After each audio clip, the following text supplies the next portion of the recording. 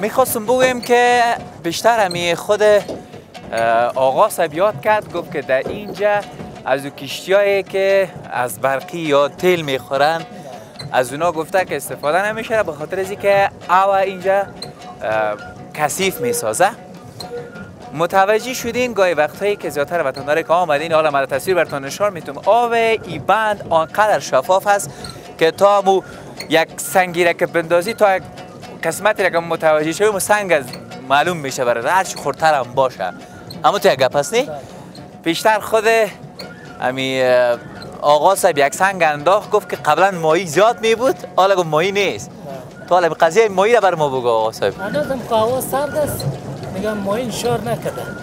خب ماهی زیاد نشه، باید معمولا نمیدم تحولات یک مقدارم بینظمی شد، مردم زیاد گرفت ماهی را.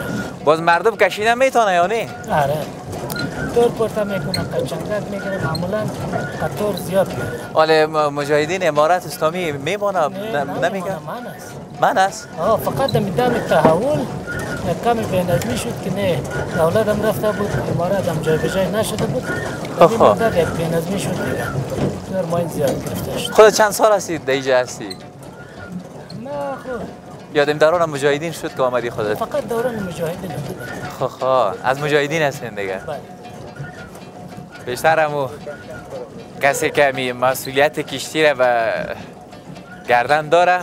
ما گفتیم موضوع از این را بگو که چقدر میشه که از اینجا تا اون طرف تیر شویم. صدا کرد گفت که از این از 10 روپیه با والا هر چی که بود گفت بگیرین.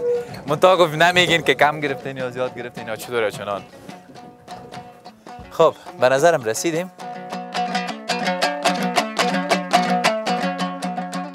الا به الا که رسیدیم. اگر این سب نمی بود من فکر نمیکردم که دیگه گوشه خدا میتونستیم پایین شم. خب من میرم پایین میشم.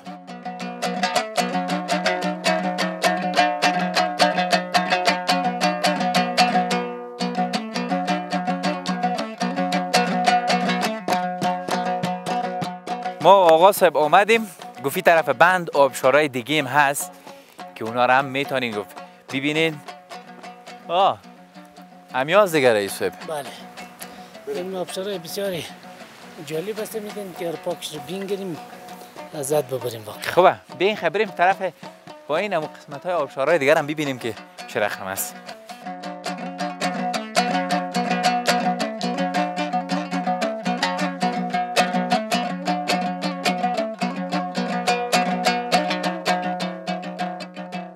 پیشتر آمدیم یک چیز دیگه آقا صاحب درباره زمین دیوالا بر ما بگوین.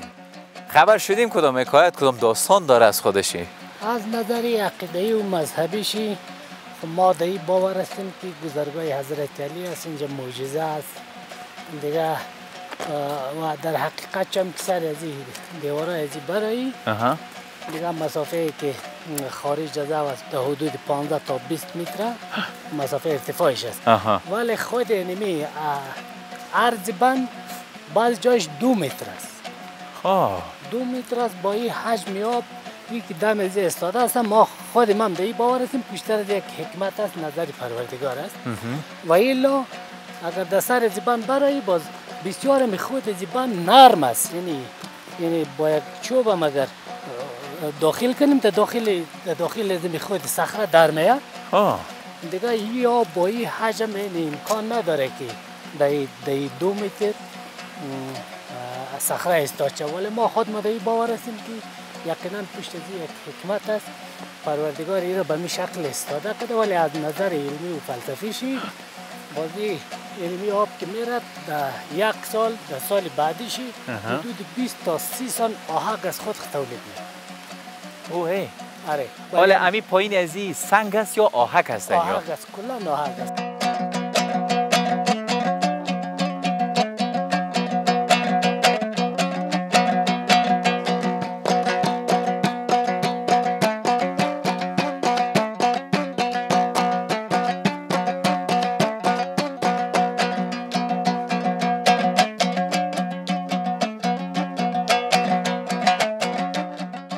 یک چیز دیگه رئیس متوجه شده نشدن شاید شنیده هم باشین، میگن آسیابایی که از دیر سابق مانده باشه ترسناک می باشه. هم تو گپ هست یا نه؟ والا خوب معمولا اون یک منبع نداره که بگیم حتما نگم که چیز است. بعضی بله آدمی دیواری کنه اصلا میترسه. ها دیگه اون یک چیز فکر نمیکنم بنیادی باشه. به هر حال بعضی میترسه دیگه چون به این منطقه شنیدای توست که میگن در اینجا دیو یا میگن بلا جای میگیرن آسیابای قدیمی.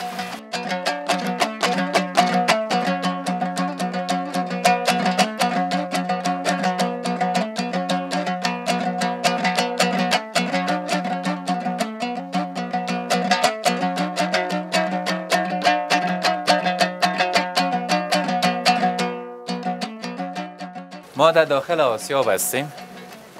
این امو سنگ است نی که در وسطش گندم یا جواری از این گپا مندازن.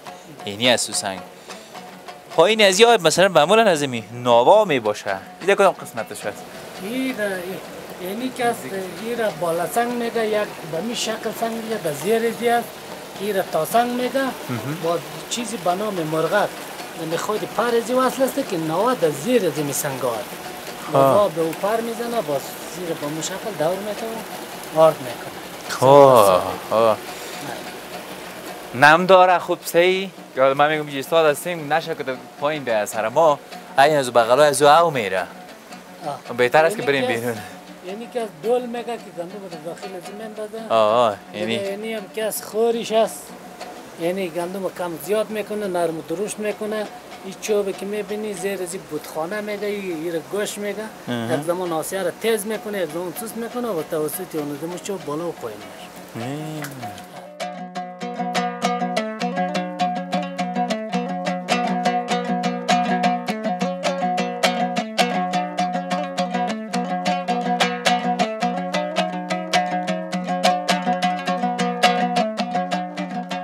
البته دمی سمتای ولایت ها آسیابایی که مثلا هست در قریه در یک ساحه بسیار مشهور می باشه در ساحه مثل که در جای ما بود به نام آسیای میراب ماما نام داشت. او میراب ماما دیگه این از دالم در موزه نادم که او آسیاب داشت دیگه. شاید اینی آسیاب هم که دینیم جا هست یا به نام کسی بوده باشه کدام کسی هست شاید مشهور باشه دی منطقه و در ساحه. اما تو یک گپ هست یا نه؟ یعنی آسیایی که ما شما دیدیم به نام خدا رحمت کنه به نام سید محمد واعظ بود. یک از سرشناسترین آدمی ملای بسیار زبردست در ولایت بامیان کل مردم رو میشناسه بلکه مزار هم میشناسه. خیلی ولایت ها و آدم بسیار روزخوان معروف بود بسیار از تمام لحاظ آدم بسیار جامع بود. دیگه این آسیا به نام از ما آسیا سید محمد واعظ فعلا خدا رحمت کنه از دنیا رفته ولی بچه‌هاش هست هم آدمای بسیار کلان است به نام آقای بلاغی و آقای وایزاده سید طاهرشاه و چند تا بچه دیگه هم داره و از مردمای پرنفوذ از این قریه بنده میره. این آسیا به نام آدمو خدا رحمت کنه آقای واعظ است.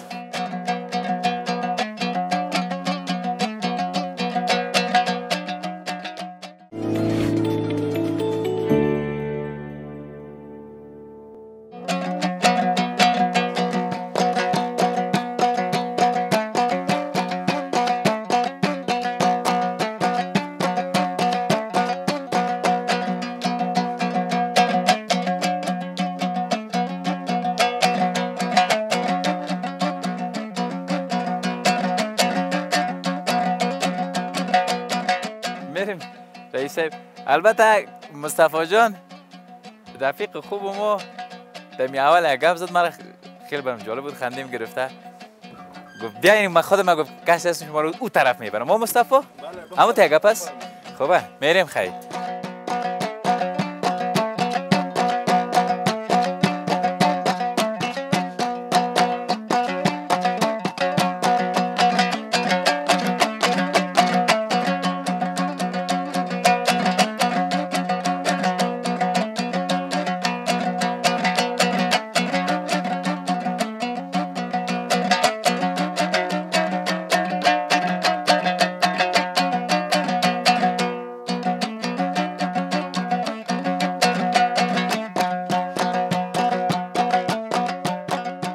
درست کاروبارت؟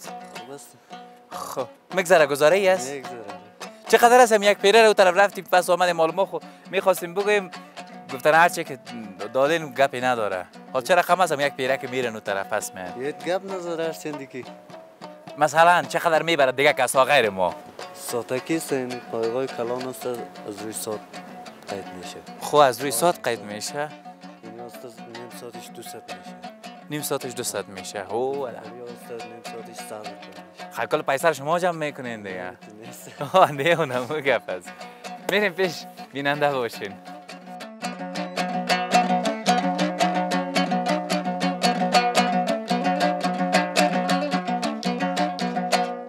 اینی هم همون مسیری است که ما بین هر دو بند رونده هستیم.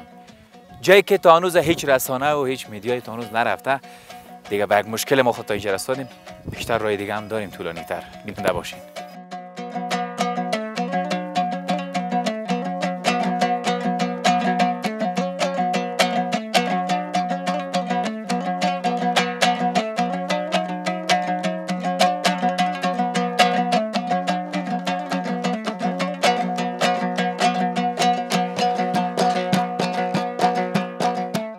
ما گفتیم پیش میریم در ساحه دوبند.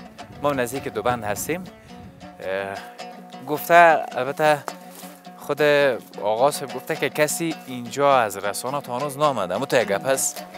ما ندیده تا در پرده تلویزیون که تصویر از بین دوبند مانده باشه. خب شاید به احتمال زیاد مردم عادی که از ولایت ها میان اینجا هم نامده باشه. شاید اون طرفایش رفته باشن اینجا بسیار کم شاید آمده باشه. کم آمده کسایی که بلد است اینجا میاد، کسایی که نابلد است واقعا نمیاد دیگه. اون فکر میکنه تمام بنده میرم پیش زیارت است. خب کسایی که بلد نیست حالا بلد شین ما یک جای آمدیم که فکس 10 دقیقه مکمل سفر کردیم خود رسانیم از بین کو او طرف باز از پیاده شدیم.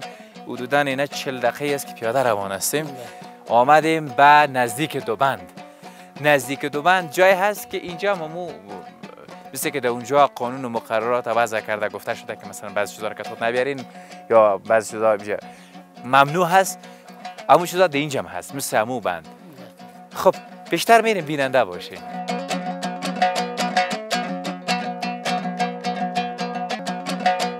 این دست راست ما نه است، دست چپ ما نه، دست راست ما نه. خب اینمی بندی که ما هستیم ایره برام چی یاد میکنن؟ یعنی بند کلانی که میبریم سمت دست چپ ما و شما به نام بند ذوالفقار است. بزرگترین کلانترین بند امیر اینمی بند است. اینمی بند است. شاید خیلی عمیق هم باشه. اون قضیه تا 80 متر تا 95 متر هم کسایی که در زمستان ماین میگیره دیگه اونا که تشخیص کرد تا 95 متر هم داره یا تا 95 متر. پیشتر از اینکه بریم بازو بند دیگه بند پنیرک گفتیم شده بین پودینه است. بند پودینه است بند پنیر است که هر دو بند بین بند ذوالفقار و بند عیبت واقع شده. اصل جای تفریحگاه و جای بسیار دیدنی و حوضای کوچیک کوچیک داره که برای اشتکار میتونن اینجا بازی کنه. باز دمی بین هر دو بند است. خیلی خوب. ما در این طرفاش خب بهتر رسیدم. راستش در کشتی هم که شیشته بودیم. هم یک رفیق ما ماشاءالله وزن زیاد داره. او کشیشته بود میگفتم تکان میخورد حالا نه میترسیدم ترس و لرز داشتم در بین او غرقی او بازی میاد داشتن نباشی.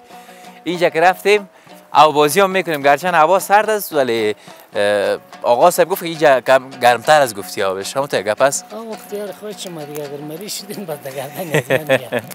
نه دیگه بیننده باشید پیش میریم.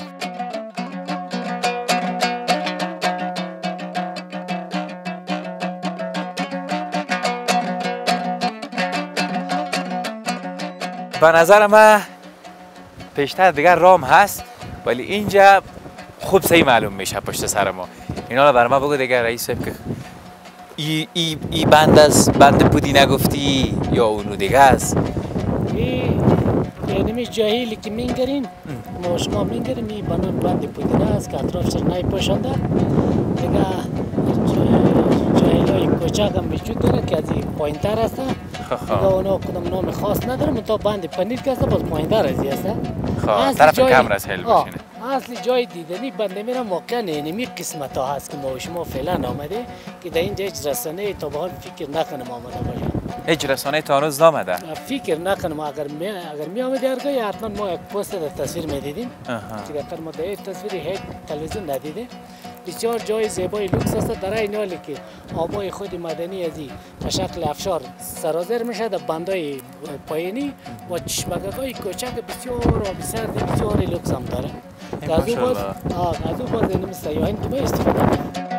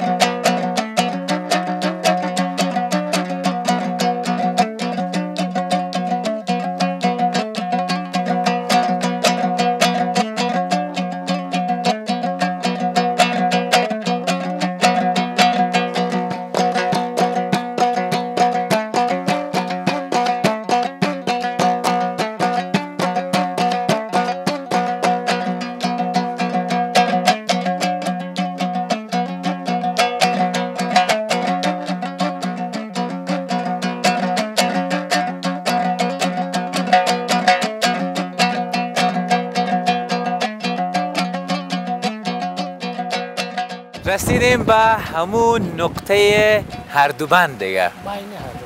بین هردوبند. بیا این طرف بیاین. اینی هردوبند است. چرا این هردوبند میگن؟ به من اینا بگو که چه رقم کرده؟ بنده جدا کرده؟ اصلا همین دو بند بسیار معروف داره. بند میگه که به نام بند زلفقار است که شما دیده میشون ها. و بند بعدی که بند هیبت است که متصل خود زیارت است، بند پایین است. دیگه دلیلی که بین هر دو بند مگه یا میانه بند مگه بین نظامی هر دو بند یعنی چیزا واقعش نیست مگه بین هر دو بند و بین هر دو بند چه پنیر واقع شده چه بند پتنه واقع شده و اینمی چگاگای بسیار خود بسیار مقبول. چرا بند پنیر میگنش؟ بند پنیر والا تاریخی که رشتفیدا یا متنفذین سابق قصه میکنه حضرت علی که این منطقه میه ما یک چوپان گیر میکنه. ما از چوپان پنیر مخورده بود دقیقا سر چاشت بوده. باز گفته بیت زم پنیر خو یک ذره یا تعارف میکنه چوپان زم پنیر نیست به زم پنیر میگیره. باز اموره نمی دم زمین با امر خدا که میزنه باز یک هاوس میشه فعلا اون میشه بندی پنیر. قصه روایی محلیش به این شکلی است. دیگه از نظر فلسفی و از نظر دانشمندیش دیگه من نمیفهمم. و پیشش او بند پودینه گفتی؟ بله او بند پودینه است. او بند پودینه که است اطراف از زیاد پودینه ساز میکنه. یک قسم پودینه شاید دیده باشین به شکل نانا سفید میباشه. نه گلش آخر ساز میشه خودش پودینه بسیار یک طعم خوب داره که از اون ما کدام جایی که میریم مثلا ایران یا کابل از اون تحفه میبریم. غذا استفاده میشه بسیار طعم بسیار لوکس داره. حالا میشه که ما بگیریم یا بر ما میتی چه رقم؟ فعلا بدون ساز نکنه چون فصل چون نیست. پیش خود نداری؟ نه پیش خود ما فکر نکنیم داشته باشیم ما سعی میکنیم شاید باشه. دیگه منتها دست خالی خود نمیریم. معروف بنام بند پودینه که میگه چون پودینه بسیار اطراف ساز میکنه رو بند پودینه میگه. خوب. دیدینم بند پودینه را بند پنیر که دوستانش هم قصه کرد. این هم بند هیبت بندی که ما دمو ابتدای سایه زیارت هم داشتیم. تصمیم داشتم گفتم در کشتی بیایم این طرف گفت والا پیشتر بود آدم میترسم. ما دم شروع کشیدم ترسیدم که خواهمی همکار ما مصطفی جان ماشاءالله چاقک از وزن داره. دیدم یک بغل کشتی کشید ما گفتم رفتیم به کله و خیر خدا کنه بیننده باشید.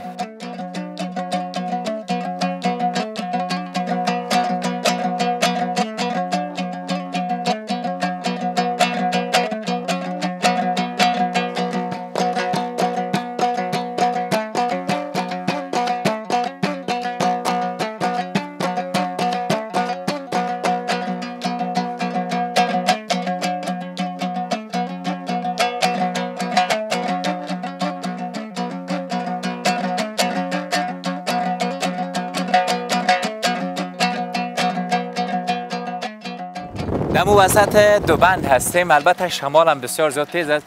بازم معذرت دوستان عزیز اگر صدای ما را درست‌تر نمی داشته باشید، چون شمال است به شکل دیگه ما چاره میکنیم. از خودم آقا صاحب محترم بسیار زیاد تشکر. به زحمت شدی که تا اینجا آمدی که ما یکی دیگه معلوماتی که من نداشتم شاید بیشتر بینندام نداشتن، اینا خوب شد معلومات اضافه شد. بسیار زیاد تشکر از شما و خیر باشین، سلامت باشین. خب تشکر میکنم از همتون که بیننده برنامه دیار ما در این ساحه بودین. البته از ساحه بندهای بامیان و همچنان فوارهایش هم جایی که بسیار زیاد زیبایی خاص خودش را داشت، من برای شما به تصویر کشیدم. جان سپاس از همتون که بیننده برنامه ما بودین. تا برنامه بعد که من وارث مجددی در خدمت شما قرار میگیرم، تک و تکتان به الله پاک و بی نیاز می سپارم. خوش و آرام باشین. الله حافظتون.